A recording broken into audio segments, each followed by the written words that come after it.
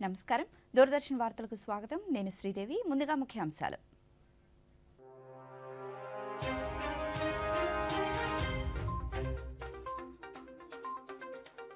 దుబాయ్లో COP28 సదస్సులో ప్రసంగించిన ప్రధానమంత్రి 2028లో జరిగే COP33 సదస్సుకు భారత్ ఆతిథ్యమిస్తుందని ప్రతిపాదన సుస్థిరాభివృద్ధిపై ప్రత్యేక దృష్టి సారించామన్న నరేంద్ర మోదీ రాష్ట్ర వ్యాప్తంగా కొనసాగుతున్న వికసిత భారత్ సంకల్పయాత్ర కేంద్ర ప్రభుత్వ పథకాలపై ప్రజలకు అవగాహన లబ్ధిదారుల హర్షం నేడు ప్రపంచ ఎయిడ్స్ దినాన్ని పురస్కరించుకుని రాష్ట్ర వ్యాప్తంగా అవగాహన ర్యాలీలు ఎయిడ్స్ నివారణకు ప్రతి ఒక్కరూ కృషి చేయాలన్న అధికారులు విజయవాడ పార్లమెంటు నియోజకవర్గ పరిధిలో పలు గ్రామాలకు తాగునీటి ట్యాంకర్లను అందించిన ఎంపీ వచ్చే జనవరి నెలాఖరు కల్లా అన్ని గ్రామాలకు నీటి ట్యాంకర్లను అందిస్తామన్న కేశినేని శ్రీనివాస్ ఆగ్నేయ బంగాళాఖాతంలో కొనసాగుతున్న అల్పపీడనం రాగల 24 గంటల్లో రాష్ట్రంలో వర్షాలు కురుస్తాయన్న వాతావరణ శాఖ అధికారులు సుస్థిరాభివృద్ధి వాతావరణ మార్పులపైనే భారత్ దృష్టి సారించిందని ప్రధానమంత్రి నరేంద్ర మోదీ పేర్కొన్నారు. దుబాయ్ పర్యటనలో ఉన్న ఆయన COP28 సదస్సులో భాగంగా ట్రాన్స్ఫార్మింగ్ క్లైమేట్ సెషన్లో మాట్లాడుతూ భారత్ అధ్యక్షతన జరిగిన G20లో ఈ అంశాలకే ప్రాధాన్యతనిచ్చామన్నారు. ఒకే భూమి ఒక కుటుంబం ఒకే భవిష్యత్ అంశంపై ఆధారపడి ఈ సదస్సు నిర్వహించామన్నారు. వాతావరణ మార్పుల్లో భారత్తో సహా గ్లోబల్ సౌత్లోని అన్ని దేశాల పాత్ర తక్కువగా ఉందన్నారు. కానీ వాతావరణ మార్పుల దుష్ప్రభావం వారిపై చాలా ఎక్కువగా ఉందన్నారు. వనరుల కొరత ఉన్నప్పటికీ ఈ దేశాలు వాతావరణ చర్యలకు కట్టుబడి ఉన్నాయన్నారు. వాతావరణ మార్పులను ఎదుర్కోవడానికి అభివృద్ధి చెందిన దేశాలు తమకు వీలైనంత సహాయం చేయాలని ఈ దేశాలు ఆశిస్తున్నాయని ప్రధాని పేర్కొన్నారు. क्लाइमेट चेंज में भूमिका बहुत कम रही है, पर क्लाइमेट चेंज के दुष्प्रभाव उन पर कहीं अधिक है. संसाधनों की कमी के बावजूद ये देश क्लाइमेट एक्शन के लिए प्रतिबद्ध है. ग्लोबल साउथ की आकांक्षाओं को पूरा करने के लिए क्लाइमेट फाइनेंस और टेक्नोलॉजी बहुत ही जरूरी है. ग्लोबल साउथ के देशों की अपेक्षा है कि क्लाइमेट चेंज का मुकाबला करने के लिए विकसित देश उनकी अधिक से अधिक मदद करें. ये स्वाभाविक भी है और न्यायोचित भी है. हम उम्मीद करते हैं कोप समिट से क्लाइमेट फाइनेंस से जुड़े अन्य विषयों पर भी ठोस परिणाम निकलेंगे. पहला, COP28 में new collective quantified goal on climate finance पर वास्तविक प्रगति होगी. दूसरा, ग्रीन क्लाइमेट फंड और एडप्शन फंड में कमी नहीं होने दी जाएगी. इस फंड की त्वरित भरपाई की जाएगी. तीसरा, मल्टीलेटरल डेवलपमेंट बैंक्स विकास के साथ साथ क्लाइमेट एक्शन के लिए भी एफोर्डेबल फाइनेंस उपलब्ध कराएंगे. और चौथा, विकसित देश 2050 से पहले अपना कार्बन फुटप्रिंट जरूर खत्म करेंगे. నూతన ఆవిష్కరణల దిశగా కృషి చేస్తున్నట్లు ప్రధానమంత్రి నరేంద్ర మోదీ పేర్కొన్నారు. దుబాయ్ పర్యటనలో భాగంగా గ్రీన్ క్రెడిట్ ఇనిషియేటివ్ పై జరిగిన ఉన్నత స్థాయి కార్యక్రమంలో ప్రధాని మాట్లాడుతూ కార్బన్ క్రెడిట్ వ్యవస్థలో సామాజిక బాధ్యతా లోపాన్ని తాను చూసినట్లు ప్రధాని పేర్కొన్నారు.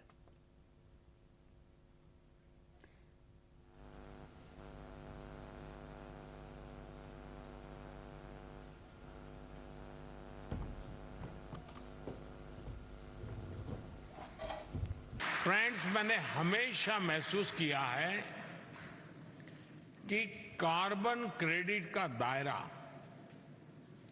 बहुत ही सीमित है और ये फिलॉसफी एक प्रकार से कॉमर्शियल एलिमेंट से प्रभावित है।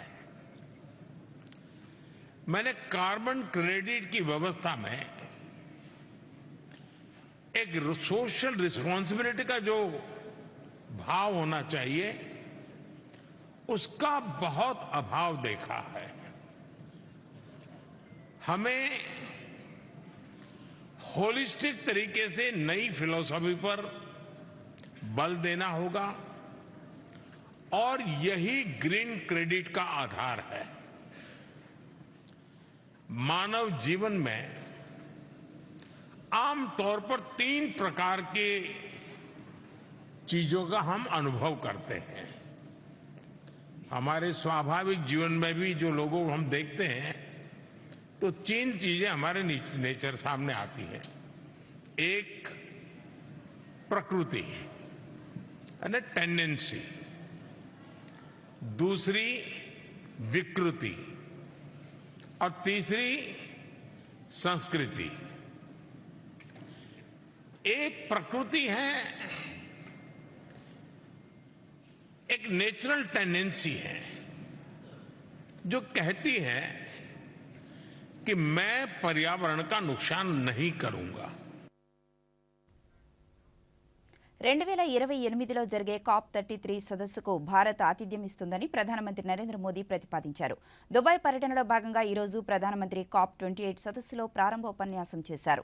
140 కోట్ల మంది భారతీయుల తరపున నమస్కారాలు తెలియజేస్తున్నానంటూ ప్రసంగాన్ని ప్రారంభించిన ప్రధాని ప్రపంచంలోని 17% జనాభాకు భారత్ నిలయంగా ఉన్నప్పటికీ కర్బన ఉద్గారాల విడుదలలో 4% కంటే తక్కువగా ఉందన్నారు. ఎన్డీసీ లక్ష్యాలను చేరుకునే దిశలో ఉన్న ప్రపంచంలోని కొన్ని ఆర్థిక వ్యవస్థల్లో భారత్ ఒకటన్నారు. 2070 నాటికి నెట్ జీరో ఎమిషన్స్ సాధిస్తామని ప్రధాని పేర్కొన్నారు. సుస్థిర అభివృద్ధిపై ప్రత్యేక దృష్టి సారించామన్నారు. मेरे द्वारा उठाए गए क्लाइमेट जस्टिस, क्लाइमेट फाइनेंस और ग्रीन क्रेडिट जैसे विषयों को आपने निरंतर समर्थन दिया है। हम सभी के प्रयासों से ये विश्वास बढ़ा है कि विश्व कल्याण के लिए सबके हितों की सुरक्षा आवश्यक है, सबकी भागीदारी आवश्यक है। फ्रेंड्स, आज भारत ने इकोलॉजी और इकोनॉमी के उत्तम संतुलन का उदाहरण विश्व के सामने रखा है। भारत में विश्व की 17% आबादी होने के बावजूद ग्लोबल कार्बन एमिशंस में हमारी हिस्सेदारी ओनली 4% से भी कम है। भारत विश्व की उन कुछ इकोनॉमीज में से एक है जो एनडीसी टारगेट्स को पूरा करने की राह पर है। एमिशंस इंटेंसिटी संबंधी टारगेट्स को हमने 11 साल पहले ही हासिल कर लिया है। नॉन फॉसिल फ्यूल टारगेट्स को हम निर्धारित समय से 9 साल पहले ही प्राप्त कर चुके हैं। రాష్ట్ర వ్యాప్తంగా వైఎస్ఆర్ పెన్షన్ కానుక కొనసాగుతోంది. ఈ ఉదయం నుంచి వాలంటీర్లు ఇంటింటికి వెళ్లి పెన్షన్ అందిస్తున్నారు. మొత్తం 65,33,781 మందికి పెన్షన్ అందించాల్సి ఉండగా ఇప్పటి వరకు 51,57,349 మంది పెన్షన్ తీసుకున్నారు. దీంతో 78.93% మందికి పెన్షన్ అందినట్లయింది. పెన్షన్ పంపిణీ కోసం రాష్ట్ర ప్రభుత్వం 1,800 కోట్ల రూపాయలకు పైగా నిధులను విడుదల చేసింది. కేంద్ర ప్రభుత్వం అమలు చేస్తున్న సంక్షేమ పథకాలను ప్రజలకు చేరువ చేయడమే లక్ష్యంగా దేశవ్యాప్తంగా వికసిత భారత్ సంకల్పయాత్ర కొనసాగుతోంది. అనంతపురం జిల్లా గార్లదిన్నె మండలం కమలాపురం గ్రామంలో ఈరోజు వికసిత భారత్ సంకల్పయాత్ర జరిగింది. కేంద్ర ప్రభుత్వ పథకాలను అధికారులు ప్రజలకు వివరించగా ఆధునిక సాంకేతికతను వినియోగించి రసాయనాలను డ్రోన్ల ద్వారా పంటలకు పిచికారీ చేసే అంశంపై యువతకు అవగాహన కల్పించారు. కేంద్ర ప్రభుత్వ పథకాలు తమకెంతో భరోసానిస్తున్నాయని లబ్ధిదారులు వెల్లడించారు. నేను రీసెంట్గానే డెలివరీ అయ్యాను. నేను 3వ నెల గర్భవతి ఉన్నప్పుడు అంగన్వాడీ కేంద్రంలో నమోదు చేయించుకున్నాను. అప్పటి నుండి పీఎం పోషణ్ అభియాన్ నాకు అందిస్తున్నారు. కేంద్ర ప్రభుత్వము అందిస్తుంది. దానివల్ల నాకు వాళ్ళు ఇచ్చే కిట్ వల్ల వైఎస్ఆర్ కిట్ టీహెచ్ఆర్ ఇస్తున్నారు. టీహెచ్ఆర్లో బియ్యము, బ్యాళ్ళు, మంచి నూనె పాలు, గుడ్లు, ఖర్జూరము, చిక్కీలు అన్నీ అందజేస్తున్నారు. నేను అంగన్వాడీ కేంద్రంలో నమోదు చేసుకున్నప్పుడు నా బ్లడ్ డెలివరీ అయ్యే ముందు ఇంక్రీజ్ అయింది. బాగానే ఇంప్రూవ్ అయింది. దానివల్ల నాకు డెలివరీ సేఫ్ అయింది. ఈజీగా జరిగింది. ఇలాంటి పథకం అమలు చేస్తున్న కేంద్ర ప్రభుత్వానికి ధన్యవాదాలు. నాకు ఒక 4 సంవత్సరాల బాబు ఉన్నాడు. ఆ బాబు అంగన్వాడీ స్కూల్కి వెళ్ళడం జరుగుతుంది. అక్కడ ఆహారము అన్నీ మంచిగా ఉన్నాయి. బడికి పోవడం వల్ల మా బాబు పెరుగుదల బాగానే కనిపిస్తుంది. PM పోషణ అభియాన్ కింద అంగన్వాడీ కేంద్రంలో మా పిల్లోనికి గుడ్డు ఇస్తారు, మరి భోజనం పెడతారు, 100 గ్రాములు పాలు ఇస్తారు. స్టడీ కూడా బాగుంది. కూరగాయలతో మంచి ఆహారం తయారు చేసి పెడతారు. అవన్నీ తింటున్నట్టు నుంచి నా బిడ్డ క్షేమంగా మంచిగా ఆరోగ్యంగా ఉన్నాడు. ఈ పథకం పెట్టిన కేంద్ర ప్రభుత్వానికి మా యొక్క ధన్యవాదాలు. నేను రైతుని. నాకు 2 ఎకరాల పొలం ఉంది. ఉపాధి హామీ పథకం కింద కేంద్ర ప్రభుత్వం చిన్న చెట్లు నాకు ఇచ్చి మొక్కలు ఇచ్చారు. చిన్న చెట్లు చిన్నప్పటి నుంచి మొక్కలు నాటి నుంచి పెద్ద అయ్యే వరకు డబ్బులు కేంద్ర ప్రభుత్వం నుంచి వచ్చినాయి. దానివల్ల చెట్లు పెద్దగైనాయి. దానికి ఇప్పటికి కాపు వచ్చింది. చాలా సంతోషంగా ఉంది. కేంద్ర ప్రభుత్వం చాలా ధన్యవాదాలు తెలుపుకుంటున్నాను.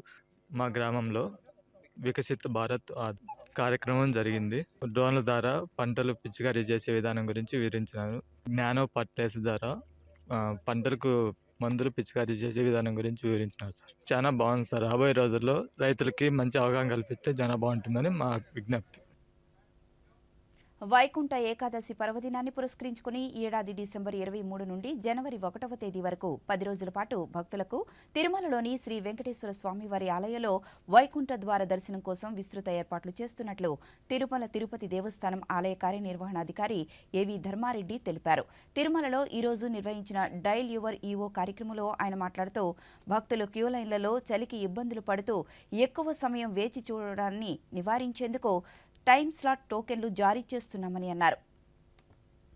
సేవలు అంటే అర్చన, తోమాల, సుప్రభాతం లాంటి అభిషేకం, ఇవే ఆర్య సేవలు ఇంట్రొడ్యూస్ చేయమని రిక్వెస్ట్ చేశారు. ఆర్య సేవలు ఆల్రెడీ ఇంట్రొడ్యూస్ చేశాము.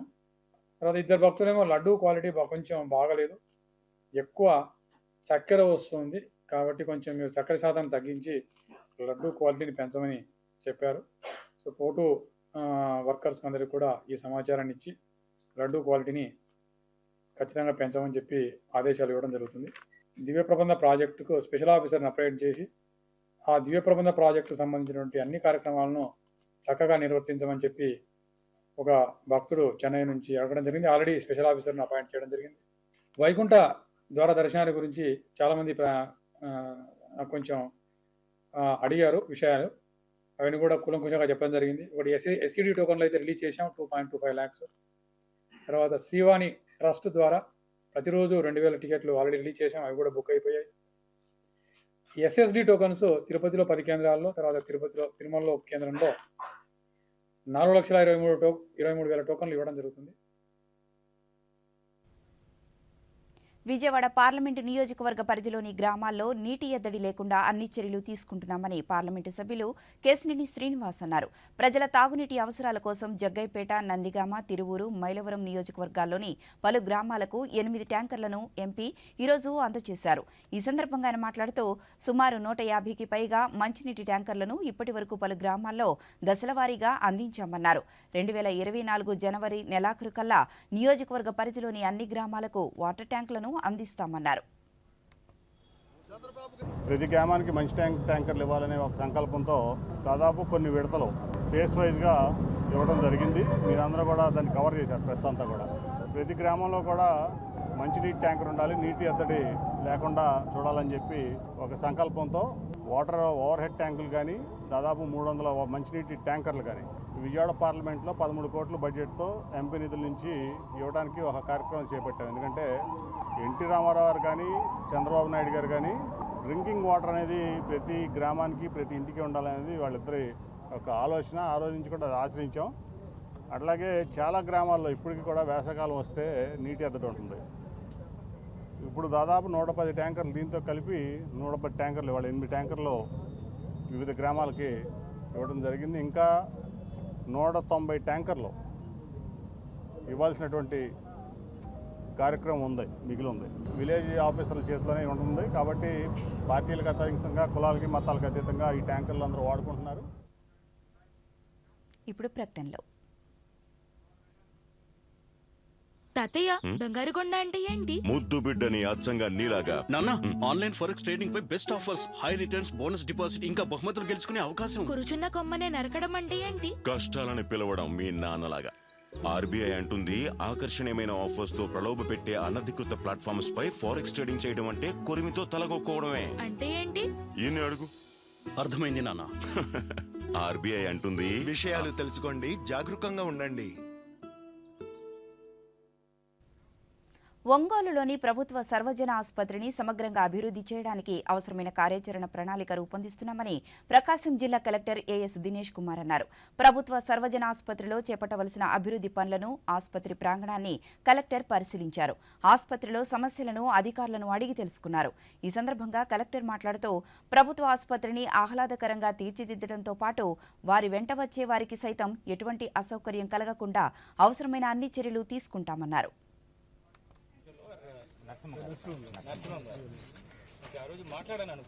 ఈ మెడికల్ కాలేజ్ అండ్ జీజీహెచ్ ఈ ఎంటైర్ విభాగం అన్ని కూడా ఇవాళ ఇన్స్పెక్ట్ చేయడం జరిగింది. ఈ ఎంటైర్ ప్రొమిసెస్ ఒక ప్లాన్ ఆఫ్ యాక్షన్స్, అంటే ఇది ఇప్పుడు ఉంటున్న ఇట్స్ హ్యూజ్ 30 acre బ్లాక్, ఇది వెరీ ప్రైమ్ ప్లేస్లో ఉంటున్న లొకేషన్స్.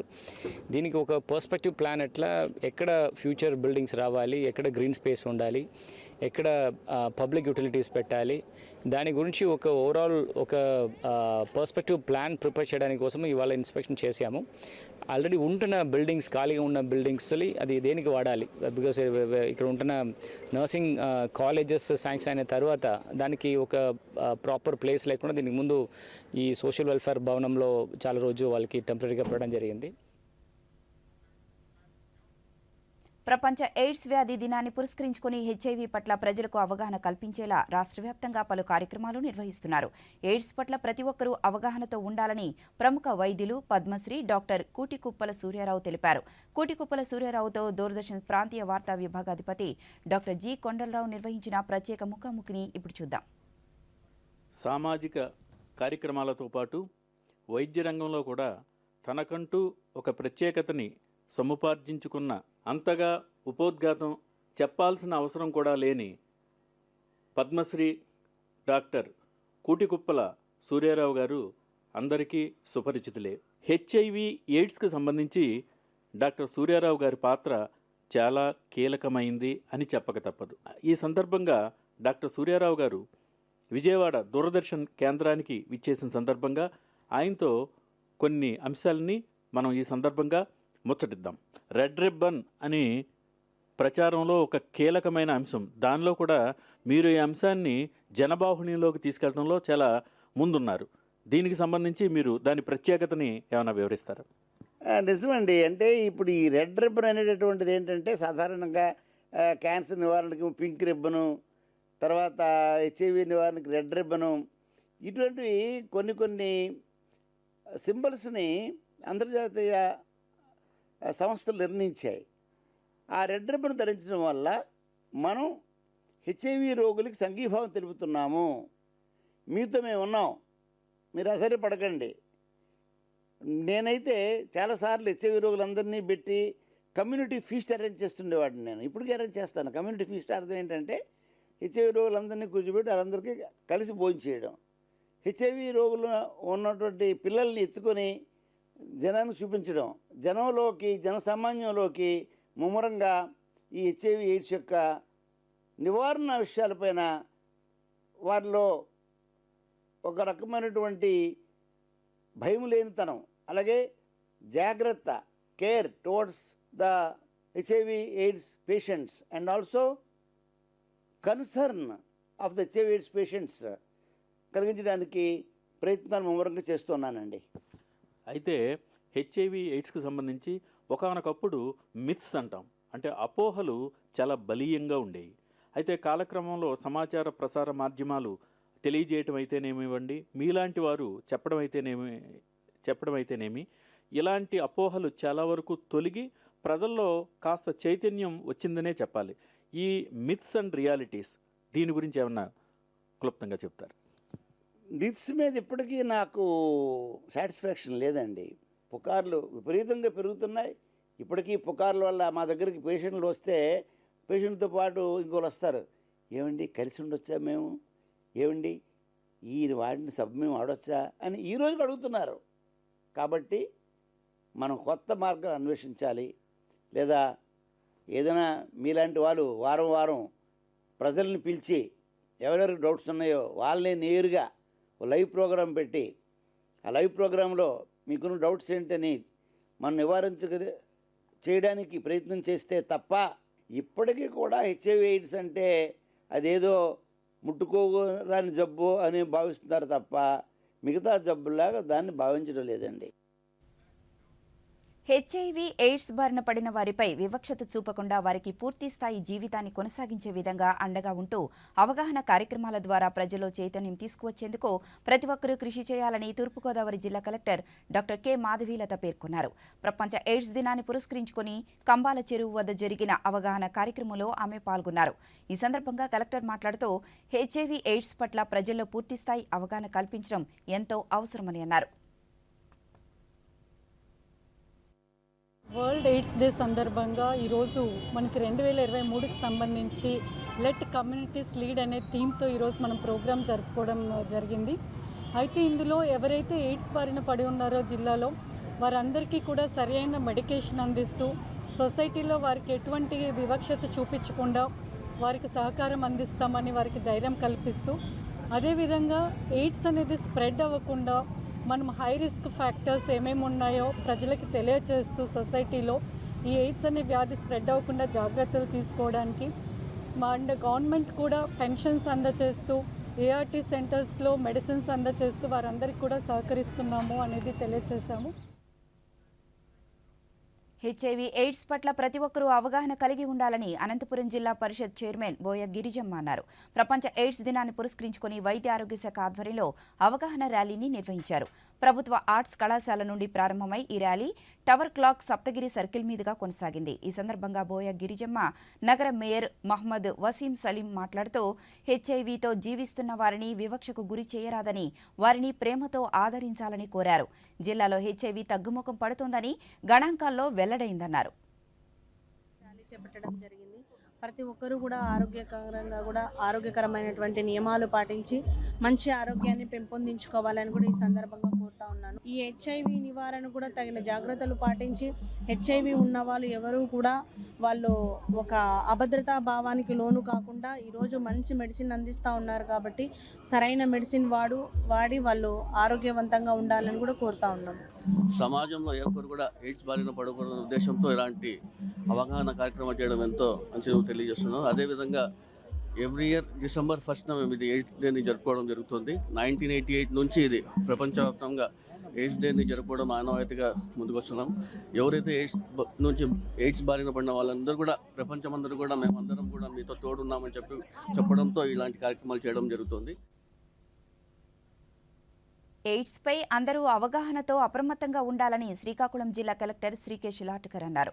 ప్రపంచ ఎయిడ్స్ దినాన్ని పురస్కరించుకుని నగరంలో జిల్లా వైద్య ఆరోగ్య శాఖ ఆధ్వర్యంలో నిర్వహించిన అవగాహన ర్యాలీని కలెక్టర్ ప్రారంభించారు. 7 రోడ్ల కూడలి మీదుగా పాత బస్టాండ్ నుంచి బాపూజీ కళామందిర్ వరకు ఈ ర్యాలీ కొనసాగింది. ఈ సందర్భంగా కలెక్టర్ మాట్లాడుతూ అప్రమత్తంగా ఉండడంతోనే ఎయిడ్స్ ను రూపుమాపవచ్చన్నారు. రక్త మార్పిడి సమయంలో జాగ్రత్తలు పాటించాలన్నారు. ఎయిడ్స్ పై అందరూ అవగాహనతో ఉండాలని సూచించారు. వరల్డ్స్ ఎయిడ్స్ డే అని ఒక అవగాహన కార్యక్రమం ఉంటున్నాము. ఎయిడ్స్ గురించి ప్రతి ఒక్కరి దగ్గర కూడా వాళ్ళకి అవగాహన ఉండాలి. స్ప్రెడ్ అవుతుంది, ఎలా ఇది సాగుతుంది, దాని మీద ప్రతి ఒక్కరికి కూడా మీ ద్వారా విలేకరులు మిత్రులు మీడియా మాధ్యమాల ద్వారా తెలియచేయాలని కోరుకుంటూ, ముఖ్యంగా ఎయిడ్స్ సెక్షువల్లీ ట్రాన్స్మిటెడ్ డిసీజ్ కాబట్టి హెల్దీ సెక్షువల్ ప్రాక్టీసెస్, అదేవిధంగా use of physical contraceptives, use of condoms, ఈ విషయంలో అడోలసెంట్ పిల్లల నుంచి పౌరులు అందరికి కూడా అవగాహన కల్పించేలాగా మనం చర్యలు తీసుకోవాలని కోరుకుంటూ, ఎవరికి కూడా సోషల్ స్టిగ్మా లేకుండా వాళ్ళు ముందుకు వచ్చి ఎవరైనా ట్రీట్మెంట్ తీసుకోవాలంటే ఖచ్చితంగా ముందుకు రావాలి. రాజ్యాంగ స్ఫూర్తితో స్వాతంత్ర సమరయోధుల ఆశయాలకు అనుగుణంగా ముఖ్యమంత్రి వైఎస్ జగన్మోహన్ రెడ్డి సామాజిక న్యాయాన్ని అందిస్తున్నారని విజయనగరం జిల్లా పరిషత్ చైర్మన్ మజ్జి శ్రీనివాసరావు అన్నారు. విజయనగరంలో ఆయన మీడియాతో మాట్లాడుతూ వైఎస్ఆర్సీపీ చేపట్టిన సామాజిక సాధికార బస్సు యాత్రకు విశేష స్పందన లభిస్తోందన్నారు.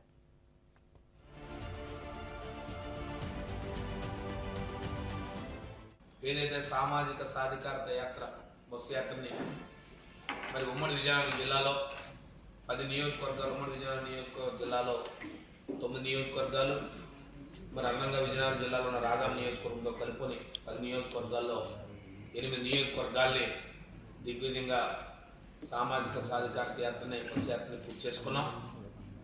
ఇంకా ఒక 2 నియోజకవర్గాలు మాత్రమే మిగిలి ఉన్నవి. ఒకటి విజయనగరం అండ్ చీపురుపల్లి నియోజకవర్గాలు.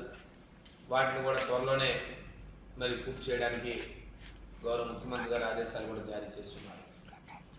ఈ సామాజిక సాధికారత బస్సు యాత్రలో భాగంగా ఏదైతే మొదలుపెట్టుకున్న గజపతి నగరం నుంచి మరి మొన్నటి రోజు కుల్పాం వరకు పెద్ద ఎత్తున మరి నియోజకవర్గంలో ప్రజలందరూ కూడా విశేషంగా ఆదరణ చూపి అధికారులు సమన్వయంతో వ్యవహరిస్తూ పరస్పర సహకారంతో భవానీ భక్తులకు ఎలాంటి లోటుపాట్లు లేకుండా భవానీ దీక్ష విరమణలను విజయవంతం చేయాలని ఎన్టీఆర్ జిల్లా కలెక్టర్ ఎస్ ఢిల్లీరావు అధికారులను ఆదేశించారు. భవానీ దీక్ష విరమణల నేపథ్యంలో ఏర్పాట్లపై సంబంధిత శాఖల అధికారులతో సమన్వయ కమిటీ సమావేశం నిర్వహించారు. ఈ సందర్భంగా ఢిల్లీరావు మాట్లాడుతూ ఈ నెల 13 నుంచి 17వ తేదీ వరకు అర్ధమండల దీక్షలు భక్తులు తీసుకుంటారని వివరించారు. జనవరి 3 నుంచి 7వ తేదీ వరకు 5 రోజుల పాటు భవానీ దీక్ష విరమణలు ఉంటాయని, ఈ నేపథ్యంలో అన్ని ఏర్పాట్లు చేయాలన్నారు. అంటే ఈ డిసెంబర్లో రాకుండా జనవరిలో వస్తుంది, 24లో వస్తుంది. జనవరి 3 నుండి జనవరి 7 వరకు 5 రోజులు ఈ కార్యక్రమం అనేటువంటి జరుగుతుంది. దాని ముందుగా కలశ జ్యోతి కార్యక్రమం డిసెంబర్ 26 అనేది ఉంటుంది. దాంట్లో ఒక 10,000 నుండి 15,000 వరకు రావచ్చు అనుకుంటున్నాం.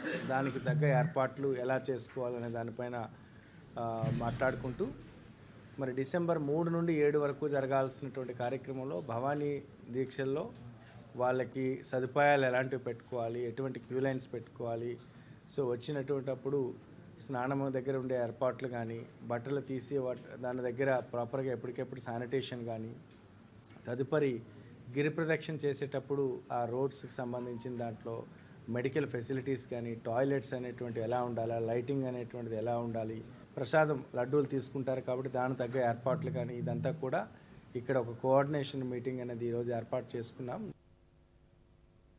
దేశ భద్రతను కాపాడడంలో బీఎస్ఎఫ్ సాయుధ బలగాలు పోషిస్తున్న పాత్ర ఎంతో కీలకమైందని కేంద్ర హోంమంత్రి అమిత్ షా అన్నారు.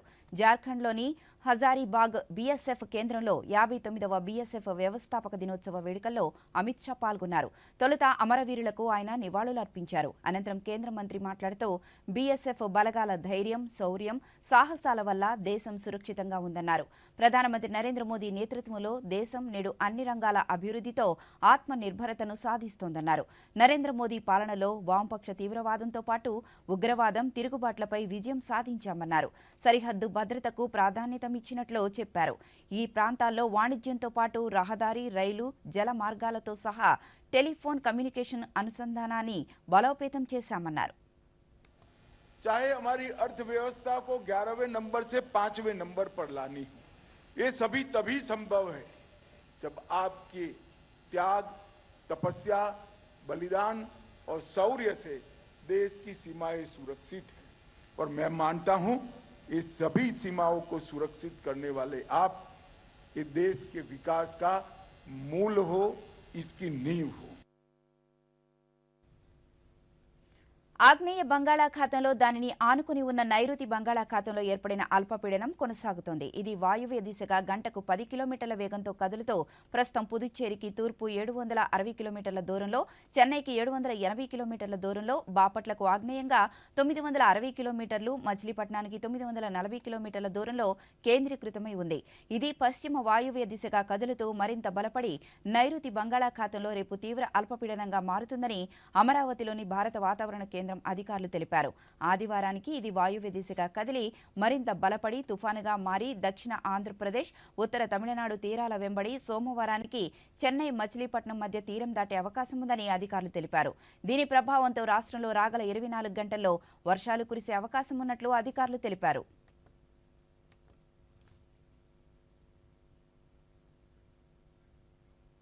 ఈ వార్తలు ఇంతటితో సమాప్తం. నమస్కారం.